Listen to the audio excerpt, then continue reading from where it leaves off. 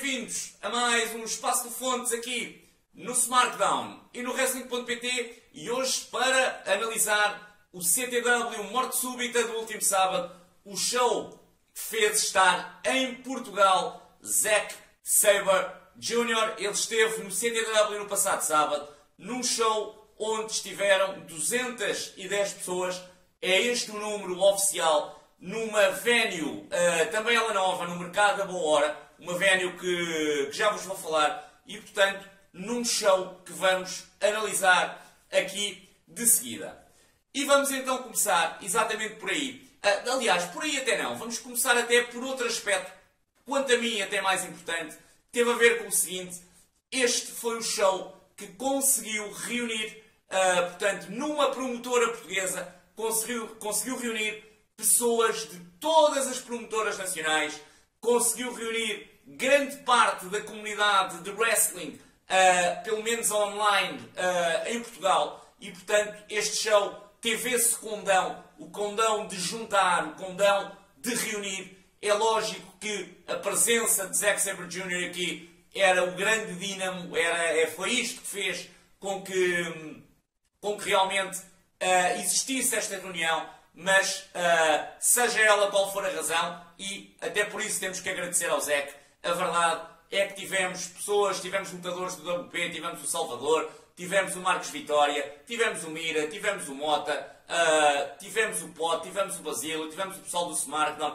tivemos o pessoal da APW, o Stu, o Gore, o Rafa, tivemos o Walter, e portanto muita gente da comunidade de wrestling portuguesa, e pelo menos a mim, e acho que quem gosta de wrestling e quem gosta de wrestling nacional, acho que ficou muito feliz, muito contente de ver todas estas caras reunidas no mesmo sítio, e portanto era bom que isto fosse a repetir. Vamos então passar ao show, ou antes dos combates em si, portanto, àquilo que foi realmente a experiência do show. Dizer que o show, como eu referi há pouco, se realizou no Mercado da Boa Hora, que é uma venue nova, portanto costumam ser, para quem não souber, na Academia Recreativa da Ajuda. Este passou para o Mercado da Boa Hora, uma venue realmente maior, uma venue espaçosa, uma venue arejada, para alguns se calhar até um pouco fria, mas não é um bocadinho de frio que nos vai deixar naturalmente de fazer deixar de ir a um show de wrestling, e uma venue confortável, portanto a própria disposição das cadeiras em toda a sala permitia ter uma boa visão praticamente de todo o lado, e portanto acabou por ser uma excelente experiência este show e esta presença no Mercado da Boa Hora. Eu vou dizer, eu e as pessoas com que estava, quando entramos por trás, portanto colocámos o carro no parque e entramos por trás, e quando se entra por trás, portanto, entra-se mesmo pelo mercado do peixe, e se calhar aquela primeira reação não é a melhor, mas não se deixem enganar, basta passarem para a parte da restauração, que é onde o CTW fez o show, é um espaço completamente diferente, e dizer também o seguinte, até aqui, muito provavelmente se verá a humildade de Zack Sabre Jr., ele não se importou de estar ao pé de bancas de peixe, portanto, porque realmente o Mercado da Boa Hora é um mercado de peixe, e o Zack não se importou, diria eu, minimamente, de lá ter estado, provavelmente, de se ter lá vestido, despido, portanto, ter feito tudo o que é inerente a um show de wrestling ali no mercado, e até isso é bom de ver que uma estrela internacional como o Zack Sabre Jr. Não se importa com picuinhices dessas. Vamos então ao show. Este show, eu diria que acabou por ser um show que, como primeiro destaque, tem quase a criação de uma estrela por parte do CTW. Refiro-me naturalmente ao Andy Hendricks. Este show que tinha um main event quase garantido, com o Red contra o Zack Sabre Jr., e portanto o CTW tomou aqui uma opção que, na minha opinião, foi muito inteligente. Deram a bola para o Andy Hendricks correr, e o Andy Hendricks correu 10, 20, 30, 40, 50, 60 jardas. Eu não percebo nada de futebol americano, não sei se estou a dizer alguma alarvidade, mas o Andy Hendricks fartou-se de correr até ao touchdown, porque esteve brilhante neste show e, portanto, neste momento é uma ameaça ao título do Red Eagle e isto é algo, e portanto, com o Mad Dog fora e, portanto, depois de ter perdido no incidente internacional e fora do nosso país, era necessário criar alguém para disputar este título com o Red, e o CTW fez aqui um excelente trabalho, apesar de que nem começou muito bem, mas já lá vamos. Vamos ao primeiro combate da tarde. Super Kid Nelson Pereira e Claudia Braxton é o time FOC frente a Elmer Laganec e Alia James. Dizer que antes deste combate os parceiros de cada um, portanto os parceiros da Cláudia e do Elmer, eram desconhecidos. O da Cláudia já suspeitava ser o Nelson, o do Elmer não sabia. Havia quem pensasse que pudesse ser a Shanna. Não foi a Shanna, foi a Alia James. A Alia James, que me pareceu, sinceramente, um pouco verdinha ainda no ringue. Foi dos 4 lutadores aquela que menos se destacou, mas teve aqui mais uma experiência internacional e isso é basicamente o que interessa. E dizia eu, num combate que eu não posso dizer que tenha sido um combate que tenha dado hype para o resto do show. Não foi esse tipo de combate, mas foi um combate que teve pelo menos o condão de entreter. Naturalmente que nós, e isto é bom, nós esperamos muito do Super Kid Nelson Pereira, esperamos muito da Cláudia, esperamos muito do Elmer, que é excelente, e portanto, quando nos é apresentado um combate que se calhar esquece um bocadinho a intensidade e aposta mais no entretenimento, naturalmente que nós estamos mais habituados, até no próprio Super Kid Nelson Pereira, que tem uma personagem virada para o entretenimento. Se nos lembrarmos, os últimos combates do Nelson têm apostado muito na intensidade. E, portanto, isso talvez tenha faltado aqui, essa componente tenha faltado aqui um pouco neste combate. De qualquer maneira, eu diria que a palavra entretido será, se calhar, a palavra que melhor descreve este combate.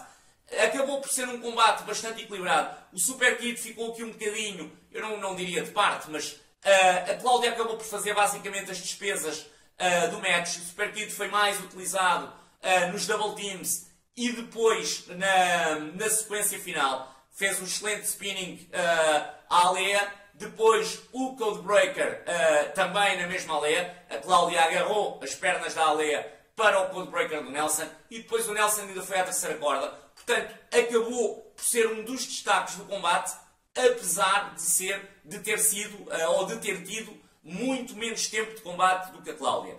A Cláudia, dizia eu, foi fazendo as despesas do combate, sempre de forma muito equilibrada, mais com o Elmer do que com a Alea. Com a Alea nós víamos realmente que existia ali um gap.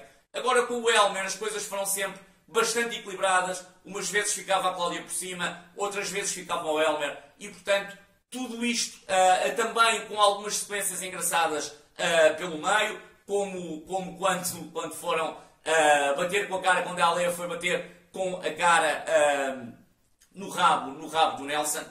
E portanto teve estas componentes, aqui também um bocadinho de comedy, e que acabaram por fazer com que este fosse um combate, volto a repetir, entretido.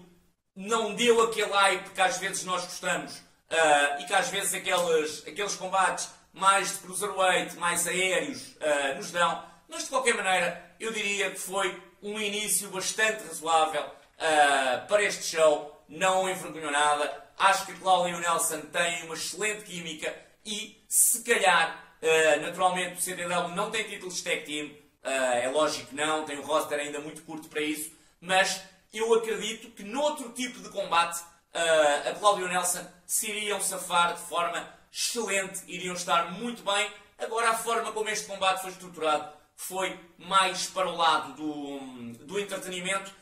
Nós também não associamos muito isso ao Elmer e se calhar por aí, à Cláudia também não. E portanto se calhar por aí as pessoas terem ficado a olhar um bocadinho para este combate ali nos primeiros minutos sem perceber muito bem que direção é que o combate estava a tomar, mas depois quando essa química entre a Cláudia e o Nelson começou realmente a vir ao de cima, eu acho que as pessoas reagiram bem, acho que a crowd reagiu bem. Aliás, dizer também que, na minha opinião, tivemos uma excelente crowd, porque há que recordar que muitas daquelas pessoas que ali estavam não acompanham mensalmente o CTW, ou não acompanham até diariamente, porque hoje em dia é quase possível acompanhar diariamente as promotoras portuguesas, e ali muita gente não acompanhava, mas de qualquer maneira, naturalmente nos combates mais, noutros menos, mas diria que de uma forma geral o público esteve muito bem, e até, já lá vamos, existiram aqui cânticos como eu, sinceramente, em toda a minha vida de fã de wrestling, nunca tinha visto, mas é isso, já lá vamos. Passamos ao próximo combate, Andy Hendricks frente a Lobo Ibérico, e este combate, quanto a mim, este sim o único combate do show que, na minha opinião, não terá resultado na sua plenitude. E devido aqui a um problema essencial, nós tínhamos dois heels em disputa, tanto o Lobo como o Andy Hendricks são e sempre foram, ou pelo menos desde que me lembro, heels no CTW, e foi assim que iniciaram o combate. E isso não tem mal nenhum, desde que depois um dos heels consiga fazer o seu trabalho por forma, portanto, que um dos heels seja full on heel, portanto, rebente o adversário e o adversário consiga fazer o seu trabalho por forma a que o público fique por trás dele. E a verdade é que isto aconteceu basicamente em toda a primeira metade, aliás até um pouco já depois da primeira metade do combate. O Lobo Ibérico, claramente o full-on heel deste combate, o Andy Hendricks, o heel, mas o heel é engraçado, o heel é que o público, é que a crowd até gostou de não boar. Naturalmente que o Andy não se livrou das características da sua personagem, mas conseguiu ir apresentando essa dicotomia de ser um heel que não fazia totalmente de heel. E portanto as coisas estavam a correr bem. O combate, de qualquer maneira, ali até ao meio, apesar de não estar a ser um mau combate, mas teve ali espaços em que se arrastou, na minha opinião, um bocadinho, mas as coisas ficaram um bocadinho piores ainda depois no último terço do combate. Porque no último terço do combate os papéis inverteram-se, e esta parte é que é um bocadinho mais difícil de compreender. Dizer que até essa altura, até o último terço do combate, já existia muito público que estava com dificuldade em perceber por quem é que devia torcer. Porque metade do público torcia pelo Andy, metade do público torcia pelo Lobo, crowd que aos 5 minutos estava a torcer pelo Andy, aos 10 já estava a torcer pelo Lobo, e portanto esta inversão, portanto estes papéis que não estavam bem definidos no combate, acabaram por prejudicar a forma até como o público viu esse combate. Dizia eu há pouco, mais grave ficou no último terço, quando os papéis se inverteram. Eu não faço ideia se isto foi combinado pelos lutadores a meio do combate, não sei se a história estava assim construída, não sei se era o que eles queriam fazer. A verdade é que no último terço é o Andy Hendricks que atua como full-on heel, massacra o Lobo Ibérico, é o Lobo Ibérico que faz o comeback no combate e tudo, e portanto os papéis invertem-se e o público acaba por ficar aqui muito confuso. Eu, na antevisão que tinha feito este combate, tinha dito que nunca tinha na minha vida visto um mau combate do Lobo Ibérico, um combate do Lobo Ibérico que eu não tivesse gostado, e se calhar mais valia ter ficado calado, porque, desculpa Lobo, este foi o primeiro combate do Lobo Ibérico que eu não gostei. Naturalmente eu não posso dizer que tenha sido um mau combate, não foi um mau combate, portanto, o que eles fizeram dentro do ringue, fizeram coisas interessantes dentro do ringue. Volto a repetir, talvez tenha arrastado ali um bocadinho os passos, mas o Lobo esteve bem com a sua intensidade. O Andy Hendricks também tem uma personagem excelente, e dizer que o Andy, na primeira metade do combate, quando o Lobo teve o domínio maior, o Andy chegou-lhe a pedir de joelhos, depois de um splash no canto, chegou a pedir-lhe de joelhos para parar. Depois o Andy consegue dar a reviravolta, vem cá para fora, chega a pedir o telemóvel ao Alex do Styles Club, chega a filmar o seu trabalho, tem depois essa parte de domínio, para depois no último terço arrancar o Andy Hendricks para um domínio muito maior sobre o Lobo, e o próprio Lobo depois tenta rechaçar esse domínio, mas o Andy ganha com um roll-up, portanto, um final que lhe dá a vitória. Esta rivalidade não ia ficar por aqui, mas dentro do show, mas já vamos também a essa parte. O combate seguinte via Leo Rossi, Ari Singh e Kevin Phoenix enfrentarem-se numa three-way que, meus amigos, foi uma excelente three-way. E aqui sim, os papéis tiveram, se no combate anterior isso não aconteceu, neste os papéis estiveram muito bem definidos. Os dois heels, Leo Rossi e Kevin Phoenix, e o babyface Ari Singh. O Ari Singh que até hoje no CTW tinha sempre atuado como heel e apareceu aqui como babyface. Nós, ao terceiro acorde da música do Ari, já sabíamos, naturalmente até por exclusão de partes, porque os outros dois eram heels, mas de qualquer maneira, ao terceiro acorde da música do Ari, nós já sabíamos que vinha aí o babyface do combate. O Ari que esteve muito bem, é um lutador que eu pessoalmente já gostava muito como heel e acho que gostei ainda mais como babyface. Ele esteve excelente, volto a repetir, numa three-way que teve um bocadinho de tudo. Teve superplexes, teve double suplexes, teve um crossbody, uma sequência fantástica, um crossbody do Ari Singh, em que o Rossi apanha o Ari no ar e depois o Kevin Phoenix vem das cordas com um spear e manda o Rossi abaixo. Brutal, uma sequência brutal.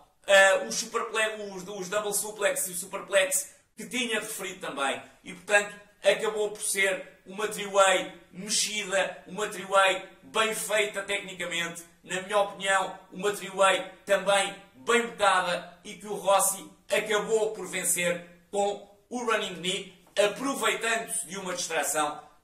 E portanto, Rossi sempre o aproveitador e a vencer. Uma vitória, talvez aqui o único ponto que nos fizesse não estar com tanto hype para o combate era saber que à partida a vitória do Rossi era certa, mas para aqueles que poderiam não estar com hype para o combate, os próprios lutadores fizeram com que esse hype acontecesse, porque o combate foi excelente, na minha opinião, um dos melhores combates deste show, e portanto, muito bem Leo Rossi, muito bem Ari Singh e muito bem também Kevin Phoenix, que é um heel também muito bom. Vê-se que é alguém experiente em ringue, vê-se que é alguém, o Kevin Phoenix, vê-se que é alguém que sabe o que faz em ringue e portanto toda esta mescla, o Leo Rossi é o Leo Rossi, não é preciso dizer nada. E volto a repetir, o Ari Singh também excelente, os três muito bem, ótima three-way e portanto ótima forma de terminar a primeira parte.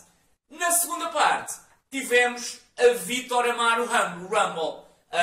Eu sei que se chamava Morte Súbita Rumble, mas esta não foi a Morte Súbita Rumble, esta foi a Vitor Amaro Rumble.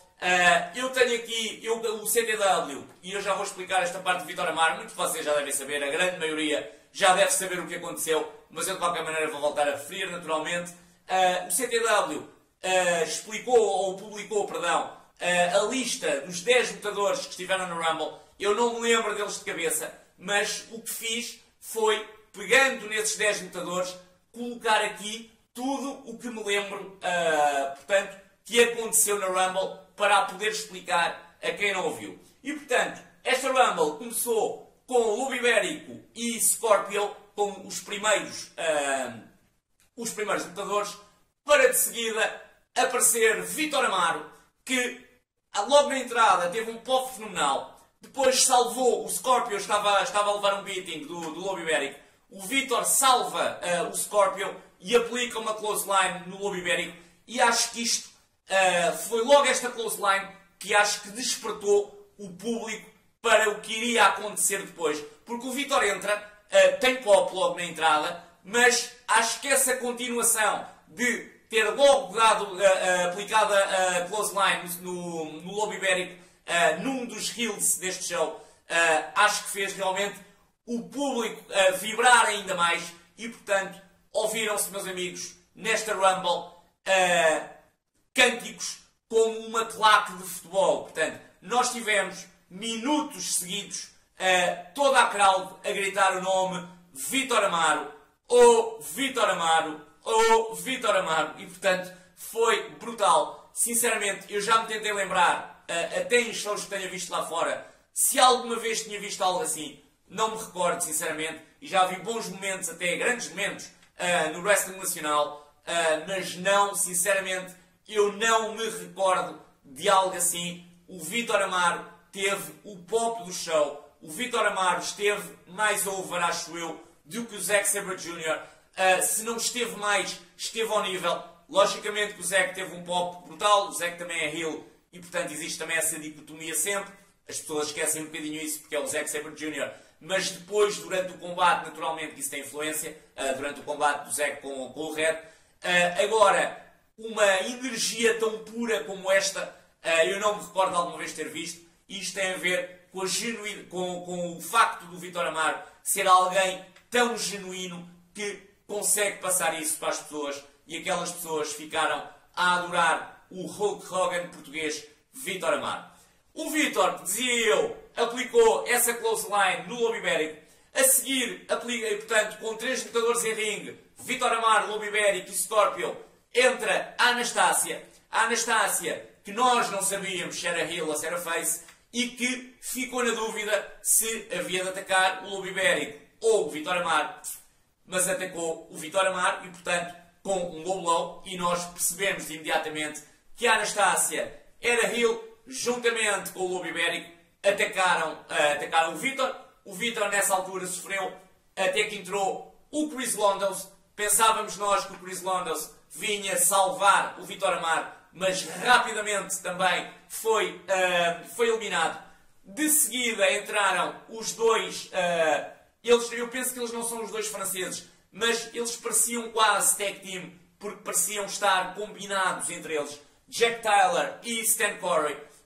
O Vítor Amaro sofreu também às mãos de ambos, para de seguida entrar o Big Man Tom Mills, talvez um dos nomes a seguir ao Vítor, ao lobo ibérico, e depois ao nome que vai entrar em último, talvez o homem que eu mais gostei desta Rumble. Tem corpo, faz-me lembrar o Big Cass. Não sei se este Tom Mills é um Big Cass com talento. O tempo que ele esteve em ringue não deu para ver isso, mas é alguém que decididamente gostava de ver outra vez, e tenho a certeza que mais gente gostava, porque pelas conversas que eu vi, o Tom Mills deixou boa impressão. Ele fisicamente tem um físico quase WWE, e portanto é alguém que, se realmente tiver, é alguém que, se tecnicamente e ao nível do carisma tiver ali algumas camadas, pode realmente ser um nome, pelo menos para vir ao CTW mais vezes.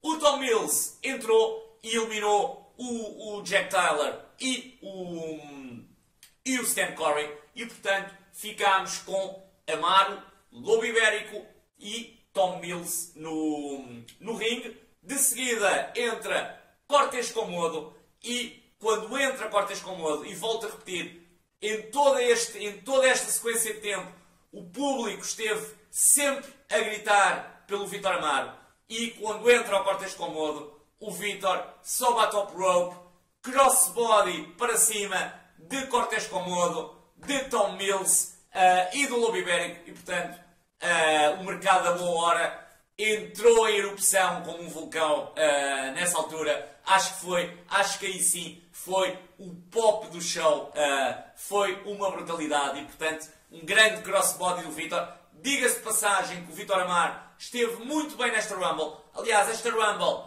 nós acabámos, em muitos atletas, em muitos lutadores, por não perceber a sua qualidade técnica, porque estiveram pouco tempo em ringue. Mas esta Rumble foi muito bem bocada. Esta Rumble teve uma história bem contada, e portanto até nem foi só a história dos dois protagonistas, naturalmente, que essa sim foi a história que percorreu o Rumble, mas o próprio Vítor Amaro teve um papel muito importante nessa Rumble, nessa história, e portanto muito bem bocada a Rumble. E dizia eu que a partir daí, portanto, o Vítor faz o spot, faz o crossbody no Cortés Comodo. De seguida, o lobo ibérico elimina o Mills e o Amaro, e infelizmente Vítor Amaro, de qualquer maneira, chegou quase aos últimos dois, mas não, porque e quando o Lobo Ibérico estava sozinho a ringue, uma cabeça espreitou na cortina e era Andy Hendricks, o Andy, que também estava bocado nesta Rumble. Portanto, foram os dois lutadores que repetiram os outros todos, portanto, não tiveram combate no show. Lobo Ibérico e Andy Hendricks, esses repetiram presença, fizeram double duty e, portanto, tivemos um final em que o Lobo Ibérico autenticamente dominou o Andy Hendricks, mas, mais uma vez, Andy Hendricks, se no combate ele tinha ganho com um roll-up, aqui fez um low blow e eliminou o Lobo. E, portanto, a assumir-se completamente como uma das estrelas do show, Andy Hendricks. Ele não iria ainda ficar por aqui, ele ainda iria voltar, mas isso já vamos ver à frente. Mas, portanto, vitória do Andy Hendricks numa excelente Rumble, uma Rumble que entreteve. Eu vou estabelecer aqui um ponto de comparação que me parece importante. Estas 10 pessoas, estes 10 internacionais, no show anterior tinham sido utilizados num combate de tag team, não os mesmos, alguns até são repetidos, mas não os mesmos, mas eram exatamente também 10 internacionais. Estiveram num combate tag team que, na minha opinião, não resultou. Ora, esta Rumble resultou e resultou bem. Parece-me, eu sinceramente na altura tinha pensado para mim, gostaria muito mais de ter visto no incidente internacional uma Rumble e o CTW, sem saber, fez-me a vontade e a verdade é que esta Rumble resultou muito, muito, muito bem. Eu acho que não houve ninguém daquele público que não tivesse gostado deste combate. E, portanto, combate que teve tudo. Teve bons spots, entreteve, teve hit, teve pop. Acho que teve ali quase, teve um bocadinho de tudo o que o wrestling deve ter. Teve carisma e, portanto, muito, muito boa a Rumble. E uma ótima forma de irmos para um grande main event entre Red Eagle e Zack Sabre Jr. E acho que a primeira coisa a dizer, o primeiro item a referir em relação a este combate é esse mesmo, é que foi um grande combate. Na minha opinião, vai ter que estar nos grandes combates de 2019. Eu sei que ainda estamos em janeiro. Sei também que não é everybody's cup of tea. Portanto, percebo que os itens a que estamos habituados num combate wrestling se calhar não são tão visíveis neste estilo de combate muito mais de chain, muito mais técnico, mas a verdade é que nós vimos um grande combate. O Red Eagle portou-se de forma magnífica relativamente ao Zack Sabre Jr. O Zack que dominou, portanto, isto foi um combate que foi a oposição do Red ao Zack foi indo, portanto, começou com muita força e o Red conseguiu contar a história de forma perfeita, portanto, foi diminuindo aos poucos, era inversa ao ascendente do Zack Sabre Jr. no combate. Eu pus aqui, coloquei aqui algumas notas que gostava de vos dizer, não consigo lembrar todas de cabeça, por isso vou lê-las. Isto são alguns itens que eu me recordo do combate e que, na minha opinião, são importantes deixar aqui para aqueles que não viram o combate. Portanto, o Zack mal entrou, empurrou logo o Red Eagle, portanto, estabeleceu-se e empurrou logo com força. E, portanto, estabeleceu-se logo como heel do combate. Nos primeiros minutos, trabalho intenso, diria ali nos primeiros 4, 5 minutos, trabalho intenso do Zack Sabre Jr. na mão e no pulso do Red. Talvez 4, 5 minutos de combate, o Red já vendia a dor na mão e no pulso. Já fazia assim várias vezes à mão, a vender realmente esse trabalho que o Zack fez de forma excelente. De qualquer maneira, a primeira contagem do combate foi para o, se não estou enganado, naturalmente, estou a fazer isto de memória, mas tenho quase a certeza absoluta, a primeira contagem, porque não me recordo de uma anterior, foi para o Red, uma contagem de 1, a que o Zack respondeu com uma submissão excelente, a prender as pernas a prender a cabeça do Red Eagle nas suas pernas. Portanto, começámos aí a perceber que o Zack Sabre Jr. não vinha ao CTW para brincar, vinha para ser o verdadeiro Zack Sabre Jr. E acreditem em mim, nós vimos o verdadeiro Zack Sabre Jr. Foi 100% profissional, foi 110, 120, 130% profissional o Zack neste combate, e o Red deve estar orgulhoso do que fez contra alguém que, na minha opinião, e acho que na opinião de todos, já é uma lenda do wrestling técnico como o Zack Sabre Jr. Depois, o Red foi conseguindo responder a tudo que o Zack lhe mandava para cima ali nos 10 primeiros minutos de combate. Acabou até por deixar o Zack Sabre Jr. frustrado a uma altura em que o Zack dá um pontapé nas cordas quando percebe que não está a ter o efeito pretendido no Red, mas a partir dessa altura, e nós já percebíamos que há algumas submissões, algumas tentativas de submissão, o Red já escapava, aquilo já não era bem técnica, já era mesmo tentar escapar, naturalmente, que tem sempre aqui uma dose técnica, mas já era quase tentar escapar de qualquer maneira, porque o Zack tentava o colocar em todo o tipo de submissões.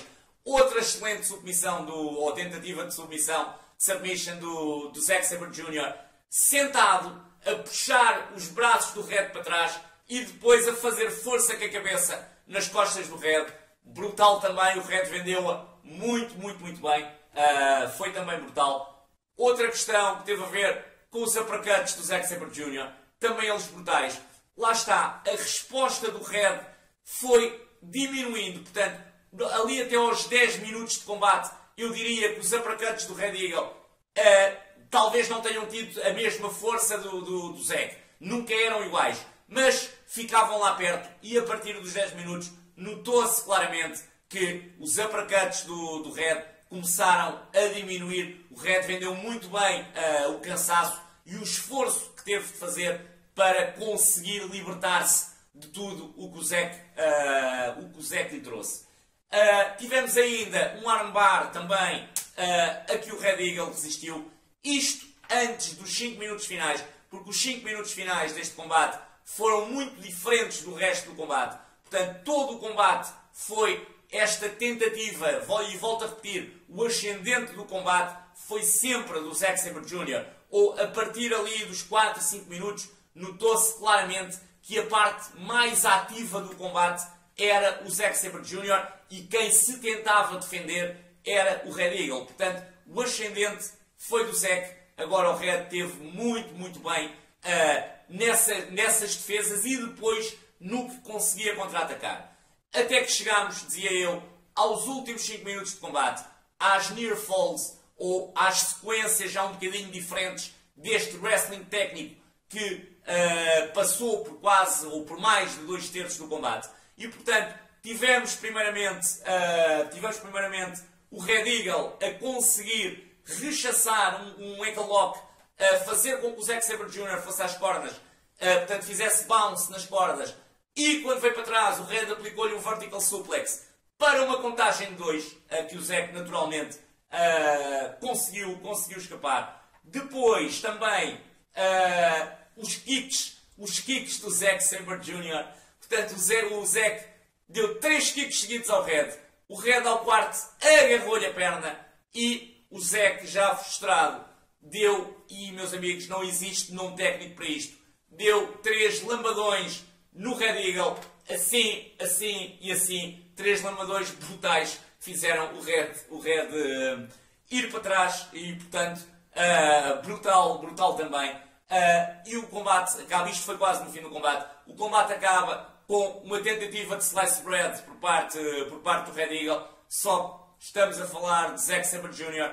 e o Zack consegue reverter um slice bread do Red para uma combinação de pin com uma bridge que ali durante 2 segundos falhou. Portanto, as pernas do Red ficaram soltas, mas o Zack Sabre Jr., always the pro, ele estava deitado e olhou de esguelha, e esta é a mesma palavra, viu que as pernas do Red estavam soltas em cima e com as suas próprias pernas foi buscar as pernas do Red para o fechar na bridge.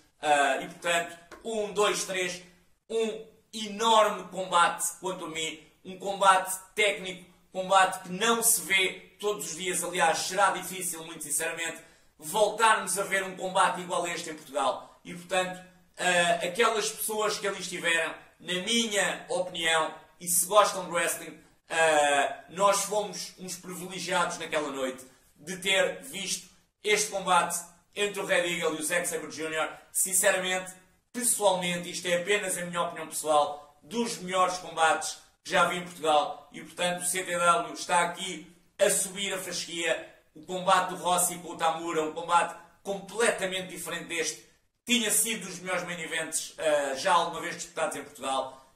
Este, naturalmente, que é um combate um bocadinho diferente, não será para o gosto de todos, mas, na minha opinião, foi um combate brutal, sem palavras, e, portanto, só este combate teria valido, sinceramente, o dinheiro do bilhete. No final, e dizia eu há pouco que o Andy Hendricks não tinha ficado por ali quando ganhou o Rumble, o Andy Hendricks veio atacar ainda o Red Eagle. O Andy Hendricks, com a vitória no Rumble, é o próximo candidato ao título europeu que está na posse do Red Eagle. Era este o prémio para ganhar o Rumble e o Andy ganhou-a, atacou o Red Eagle e posou com o título europeu do Red. Portanto, estabeleceu-se como o próximo candidato principal ao título europeu do CTW. Vamos ver o que vai acontecer no próximo show, que é já no dia 9, é o Roleta Russa. Portanto, fazendo aqui um apanhado do show, na minha opinião, um show que entreteve como poucos.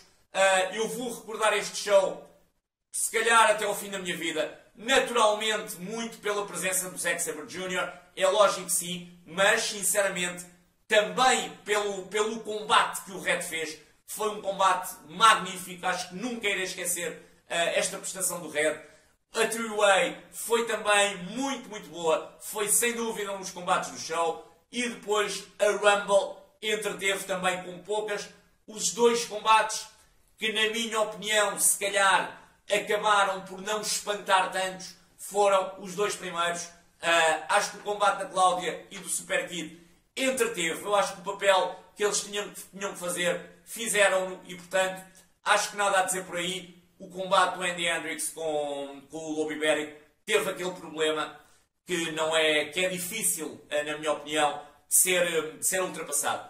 No geral, na minha ótica, um excelente show, e portanto, está de parabéns o CTW por ter feito este show. E portanto, dia 9 de Fevereiro, não faltem, CTW, Roleta Russa, vamos ter os desenvolvimentos do que aconteceu aqui no Morte Súbita. E no Morte Súbita tivemos uma excelente construção de uma história para o título europeu. E portanto, a verdade é que neste momento, o CTW tem duas grandes histórias a decorrer, e duas histórias de extremo interesse. E portanto, parabéns por isso. E da minha parte é tudo. O vídeo já vai em quase 40 minutos.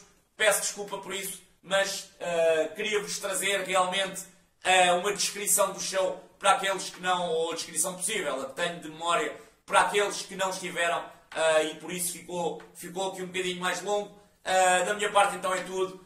Voltem para a semana para o Espaço de Fontes, quartas-feiras, e vejam toda a programação do SmackDown. Já sabem, basicamente, diariamente, há programação aqui no SmackDown, novos programas, e portanto, diariamente é fazer play e ver. Obrigado por tudo, obrigado do fundo do coração, e até para a semana.